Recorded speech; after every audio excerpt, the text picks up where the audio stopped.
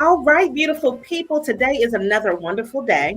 And I just want to invite you out. I'm so glad you guys are here because this is another episode of Give It to the People Live.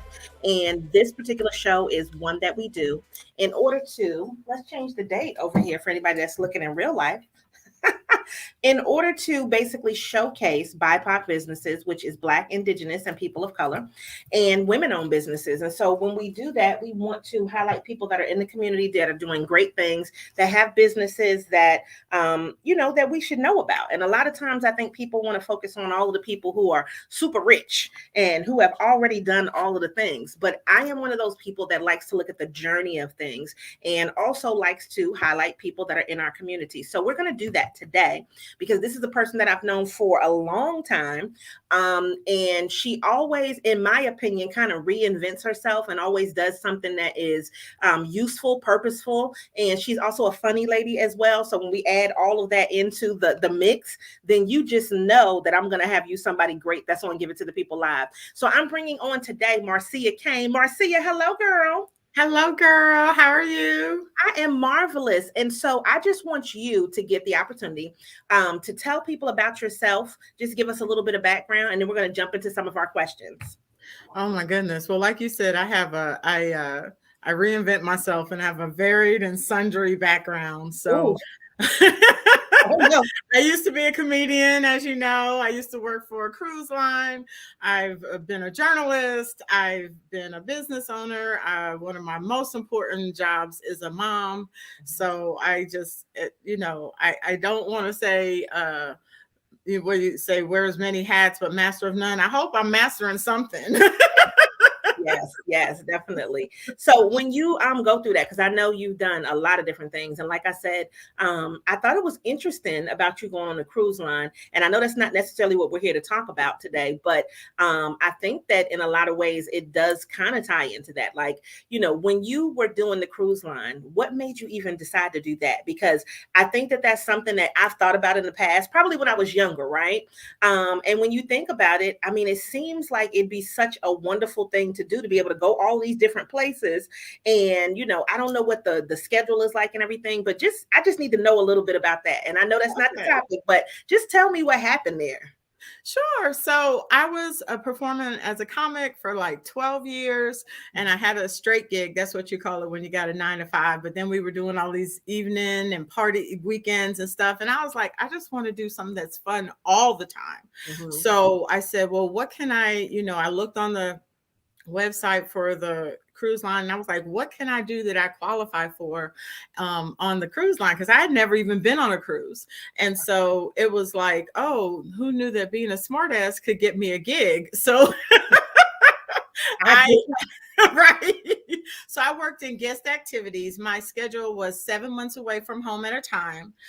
And on the ship, because I was in what's called a cruise director staff and guest activities, my schedule was about 6 hours a day, but not 6 hours straight, like a couple hours in the morning, a couple hours in the evening. And so it did afford me the ability to be able to go to all of these great countries that I had dreamed of going to, but didn't know how I was going to get there. Mm-hmm. And so that also, again, being so to tie it in, right? It allows me to be in front of people and be very comfortable in front of people. I've been doing comedy in large and small audiences. I was able to do some comedic stuff on the ship as well. They gave me a little carte blanche so I could have like a open mic, and I taught improv and stuff. So I was really still able to work on my communication skills and my presentation skills. And that kind of helps me going into like what we're doing now, which is just trying to help people stay safe. Yeah, and I mean, I think that that's interesting because a lot of times, and this is why I wanted to tie it in. People don't necessarily feel safe going places by themselves. Definitely not out of the country. And since Brittany is back, honey, nobody is going to Russia. At all. I'm like, listen, mess around with them people if you want to and be over there and don't come back. So if you don't have the status, you will be locked up. But, that's kind of those things, right? So this is how in my mind I'm tying this in, right? So I watched Locked Up and Abroad plenty of times about the things to not do when you go to other countries, right? But I don't think that they necessarily talk about the fact of people traveling by themselves and what they can do to protect themselves. And a lot of things that I watch are looking at like Black travelers specifically going, and being abroad and things like that. And a lot of people will tell you what countries they felt safe in. And I think for a lot of us as entrepreneurs, we might want to get in that work from anywhere type of lifestyle. And I think that self-defense is one of those things. You see how I tied that in, girl? Segue. Segue it. But listen, self-defense is one of those things because, some people are like, well, what do I do? What can I carry? What is, TSA approved? And I think about myself as an entrepreneur, like when I used to finish teaching classes late at night, like you're walking to your car by yourself in the dark. There's nobody else there. So as an entrepreneur, and I think more specifically as a woman with what you do, what are some of the things that we possibly don't pay attention to that maybe we should? And, then just tell us what you do specifically with Beyond Defense. Okay, awesome. So having traveled a lot, there were a couple of things that I do specifically, right? Because I was in like an umbrella of safety because I was on a ship, but I would say I'm a tourist, but not a tourist, right?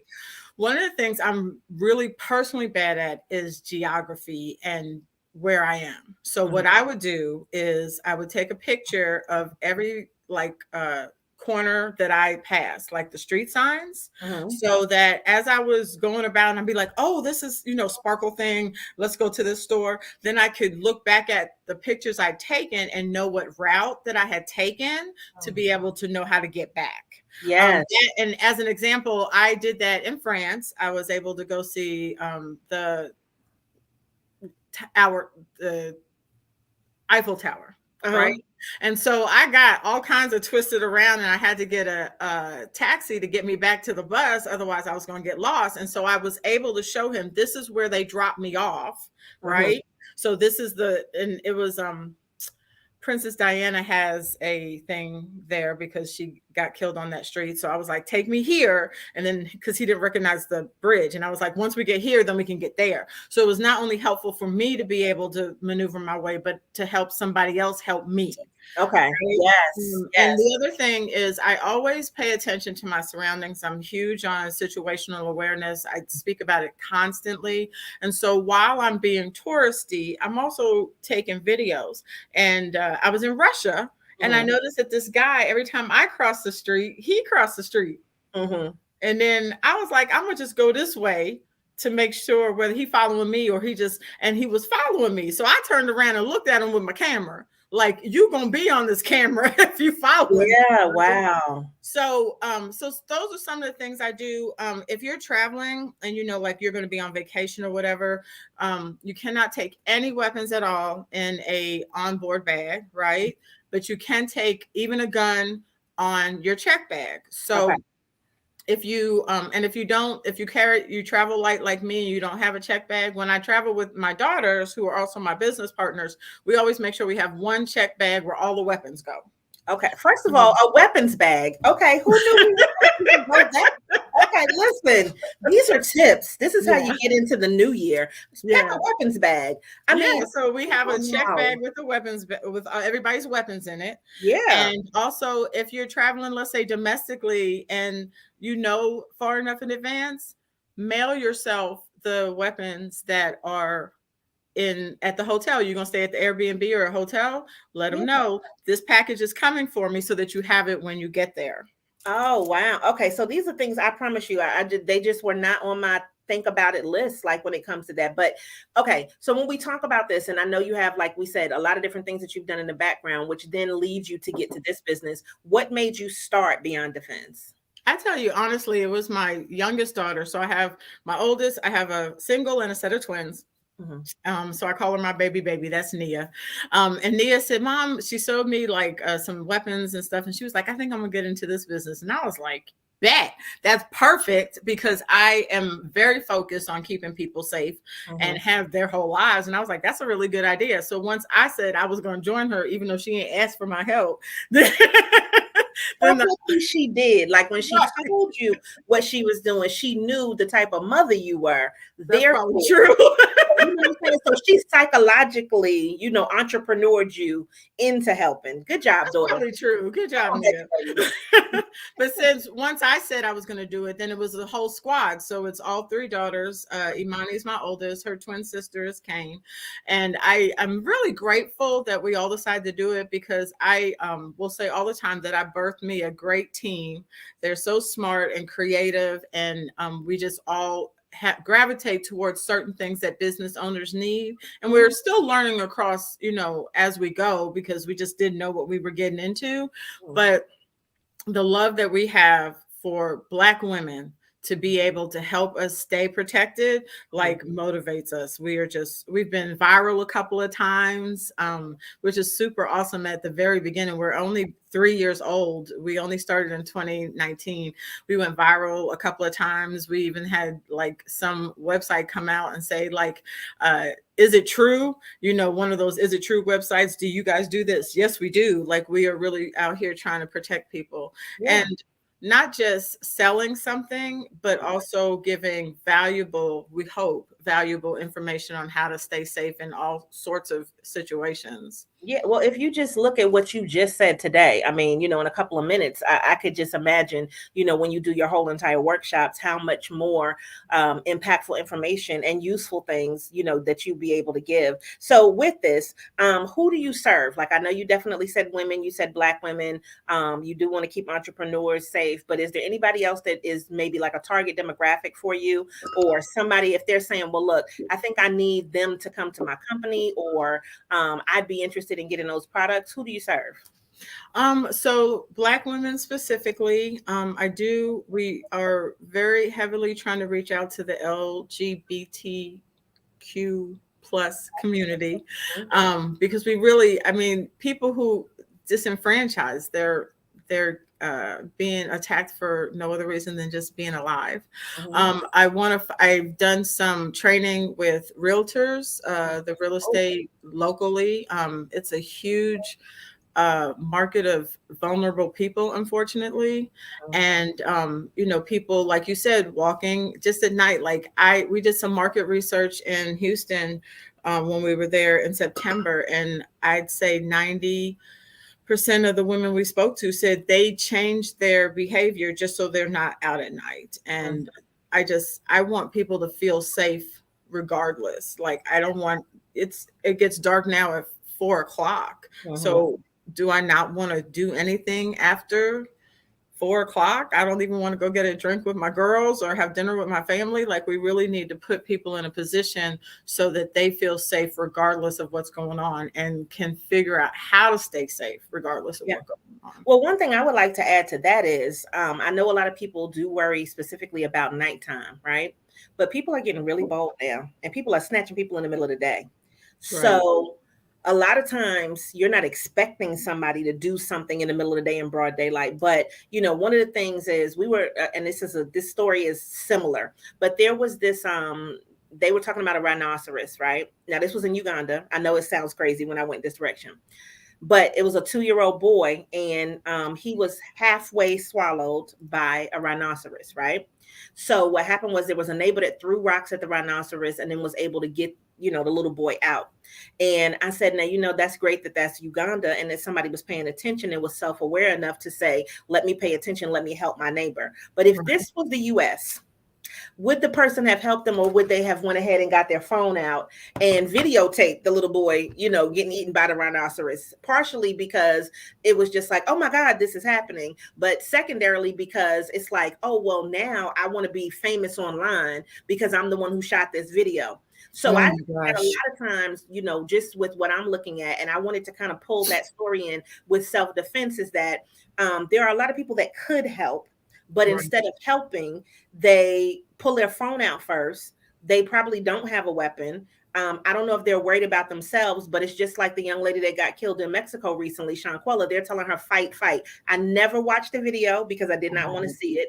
But instead of you helping somebody, you're literally leaving them there to be self-defenseless, right? Like they can't help themselves. So I Right. thought it was a good subject matter for us to just be aware of the fact that we should help ourselves, and Mm-hmm. we should help the other people that are around us if it does provide us that opportunity to be able to hopefully keep somebody from dying, or keep them from getting as hurt as they might be if we're paying attention. But I think a Right. lot of times now people want to watch as opposed to actually helping somebody. So this is where, to me, the self-defense comes in, because I'm a fighter. You're gonna have to go through everything, right? Like, I mean, I'm gonna find something, okay? Right. Right. I'm gonna find something, because I'm just not going in the back of the van. I'm just not getting in the back of Not. the trunk. No. You're just not folding me up into anything. Like, you're gonna have Right. some scratches, some marks, or something, right? Right. But what I like about your products is they don't necessarily look like your regular self-defense things. So can you kind of talk about the products and what's unique about the things that you sell? Yeah, so we sell a kit. It's a 5-item kit. We have the pepper spray, we have a comb knife. I can show on the camera if you want. We have our pepper spray, Mm-hmm. okay, and our comb knife, and we have the kitty keychain, which allows you to not have to put your keys in your hands. I know you got the nice brass knuckles I with the do. colors. I Yes. do. Here's our kitty keychain. So, when you and I are the same age, they've always told us to put keys in our hands. Mm-hmm. It's painful. It's Mm-hmm. inconvenient. And now we don't even have keys. We have fobs, right? So, you want to go for the jugular. Mm-hmm. Uh, Everybody, y'all know all of this advice. First of all, a weapons bag, and now we want to go for the jugular. Okay, right. yes. So I always say with the knife, especially, stab and twist. Okay. All right. Because if you just stab them, you're just going to make them mad. But if you twist, you might want to get them arteries, get them jugulars. You know what I'm saying? Like, if it's between me and somebody else, like you said, you a fighter, I'm a fighter. If it's between us and somebody else, I got to win. I just got to win. And here's our taser. Okay. And it has the flashlight. I'm sorry okay. Yeah, I did Oh, we charge can it. see it though. Yeah. And it has, Ooh. and then it tases. Now I don't have my thing in here, but when you're talking about being out at night, have your taser in your hand, because it's the flashlight. People might think it's your phone, but they know something's in your hand. So if they're watching you to see if you would be a target, that's one thing that may take them from not letting you be a target. The right? light itself. Right? Okay. Because they know you have something in your hand. Okay. Think about that. Then if they start encroaching on your personal space, then there's the alarm. So again, if someone wants to make you a target, they don't want a whole lot of noise around it. Definitely. Right? Yes. Right. And then if they still about it, then you can go ahead. Let me tell you something. That just excited my whole life. I don't know if I need one of those, because you never know. Look, I'm one of those people where, we've talked about it, and I'm like, I do want to get my concealed carry permit, but I told my husband the other day, I said, listen, I don't know if I should do that. Like, I'm the type of person that might pop the trunk on you. You know what I'm saying? So remember the rules. The rules are, if you take it out, you got to use it. Yeah, and see, that's what I'm saying. I might be prone to use it, but that little click, click, click, that little pop, that excited my life so much just now. And that's what we hear a lot. We hear a lot from men, actually, just get a gun. But you can't, everybody's not comfortable with it, and you can't take it everywhere, right? And again, the rules are, if you take out the gun, you got to use it, because by the time you're thinking about, do I want to use it? Am I ready to use it? The person has already taken it from you, and now they're using it against you. Whereas with our kit, those are non-lethal but lethal weapons. And if you notice, 4 out of 5 of those weapons are designed to help you get away. The pepper spray, 16 feet. You got the flashlight and the alarm, so they're just going to be looking for a different victim, right? Because who wants all that attention, right? The brass knuckles is, again, if you are ready to throw a punch, then just knock them out and keep moving. Then brass knuckles ain't nothing nice. But the cat keychain, and even the comb knife. And the comb knife, my girls are in their 20s, late 20s. They go to the nightclub, they open up the purse, nobody knows that it's a knife. But we also have to be prepared when we're out at the club, because people get handsy. People trying to drug your drinks and stuff. So, but there was something that you said about us being a voyeur nation. That's really what we are. We really are. We really are. And you remember a couple of, like, maybe a year and a half ago, there was a woman, it was either Jersey or New York. She was being raped on the subway and people were just filming it. And it's certain things that bother me to my core. And I think that's one of those things.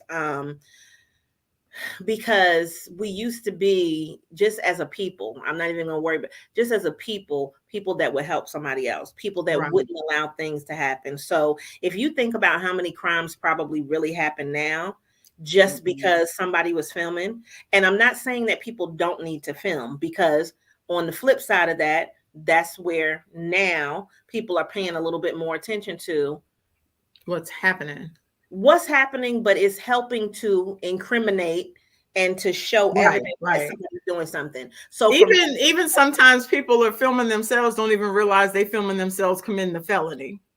Yeah. So this is why it's kind of like it's a good and a bad, just depending upon how the situation is. But and then then you may have somebody that says, well, look, I don't really want to help somebody because then I may get injured.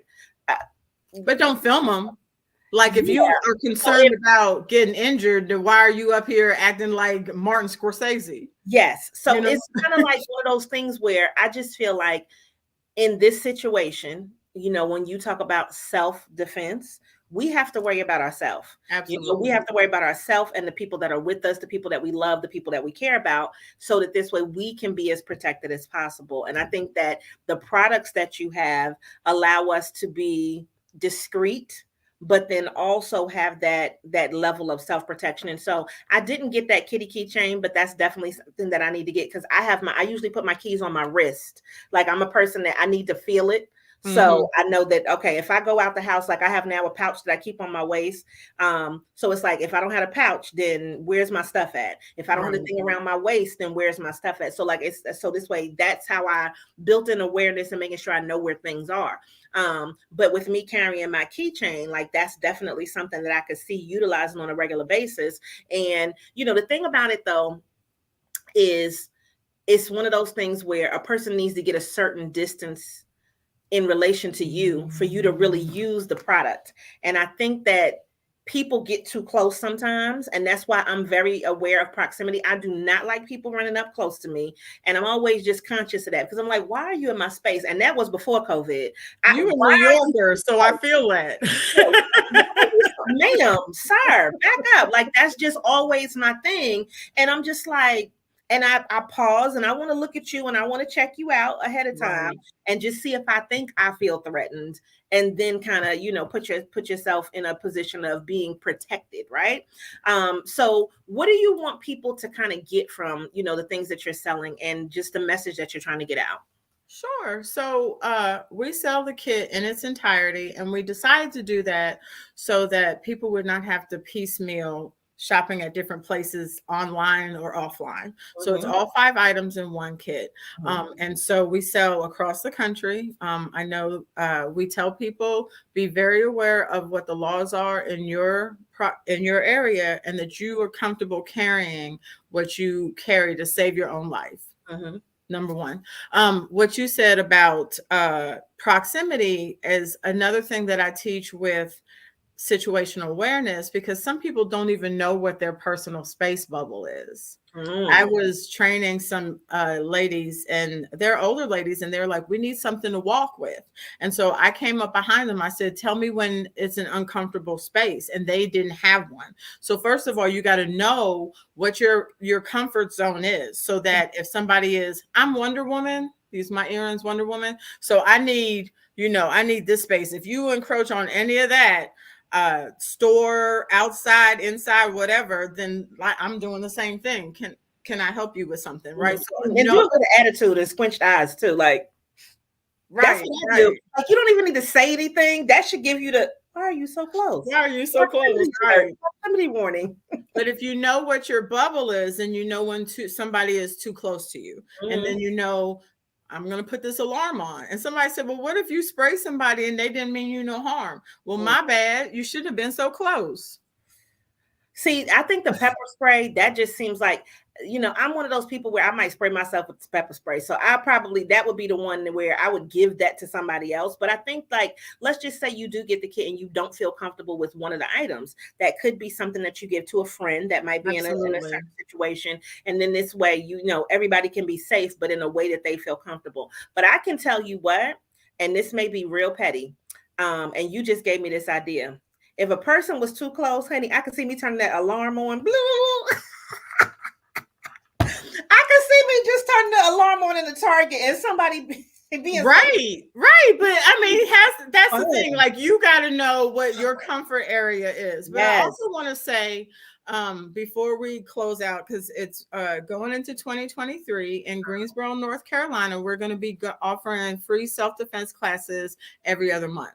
So if you go to our website, beyonddefense.net, you would be able to get on that link, sign up, and be able to come out. And so we teach you, again, some of the stuff that we've been talking about, how to utilize the weapons when you get them so that you're comfortable. Because like you said, a lot of people are concerned about the pepper spray. So you do have to have kind of an idea of where you're shooting it, and if there's any wind or anything. It's just like shooting anything else, but making sure that you're paying attention to your surroundings, making sure that you're comfortable being able to protect your own life, making sure that you're comfortable being able to utilize the weapons that you want to use so that you can just be out and enjoy your life.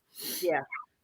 Because I mean, I just really feel like the thing is, it's unfortunate to need a business like yours. It's unfortunate that we have to protect ourselves from other people because people just don't know how to act.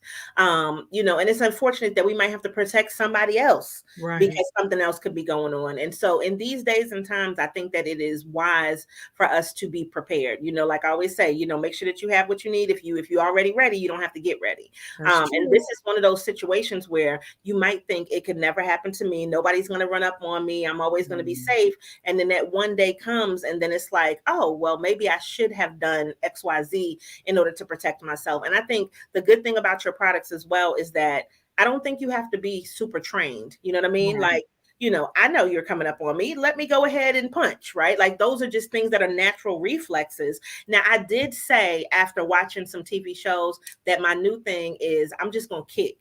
Like, because I just feel like, I don't have time to break nails. You know what I'm saying? So my new thing, run up on me, I'm going to kick first. That's just what's going to happen. Oh my gosh. I'm serious. I don't have time because guess what? I mean, I'm not even that tall, but if I kick, nobody's expecting a kick. Now, unless you're watching this, you might be expecting a kick. You might be expecting a kick if you watch this. But outside of that, I'm just going to kick in the new year. So watch out. Watch for these little Pat and Charlie is what I call them. Pat and Charlie are on duty. Pat and Charlie. Mm-hmm. Pat and Charlie, they are on duty, ready for it.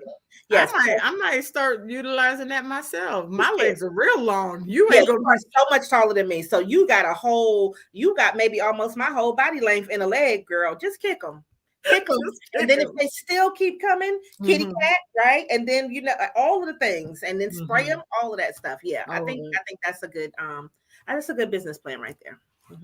That'll keep people in business. So we have on the screen for everybody that's watching to go to beyonddefense.net. And this way you can check out all of the products. You can also check out where people can come to these self-defense classes. And with the classes, are they daytime, evening, middle of the day? What's We're going to gonna be do evening, 7 okay. p.m. Oh, and then we'll do some alternating. But I do want to try to get people when they're off of work. And these are family friendly events. okay. So we also talk about safety with children. So and teenagers, I love to really just keep everybody apprised, right? Okay. So, you know, we can bring everybody and we could talk to them on every level of what they need, but we're going to be talking about situational awareness, how to utilize weapons, how to protect yourself in situations and protect your loved ones. So Mhm. Well, I love it. I appreciate you for being on. I thank you so much for being able to share this information with everybody. And I want to tell everybody, if you're watching on the replay or if you're watching live, make sure that you always show up and show out and that you continue to give it to the people because the people need what you have. Okay. So we'll see you on the next episode of Give It to the People Live. Marcia, thank you so much for being our guest today. thank And you, everybody Teresa. else, You know, I love you, girl. listen, share, comment, all of the good things. You know, I had to bring all of the energy for you today. So everybody else, have a great day and just, stay blessed and stay safe. That's what we want you to do. Bye, Thank guys. you. Bye.